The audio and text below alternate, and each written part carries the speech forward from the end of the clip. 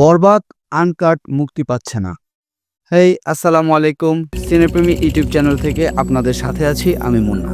বরবাদ সিনেমাটি নিয়ে যে ধরনের চক্রান্ত, আমি পূর্বের এক সপ্তাহ আগে একটি ভিডিও করেছিলাম, গতকালকে একটি ভিডিও করেছিলাম।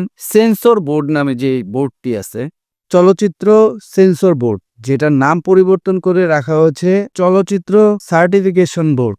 মানে সহজ বাংলায় কি, জঙ্গল আগেরটা, বাঘ চেঞ্জ। মানে তারা নাম পরিবর্তন করছে, এটা তো একটা জঙ্গল। জঙ্গল তো আগেরটাই, ঠিক না? বাঘটা চেঞ্জ হইছে, এই আর কিছু না।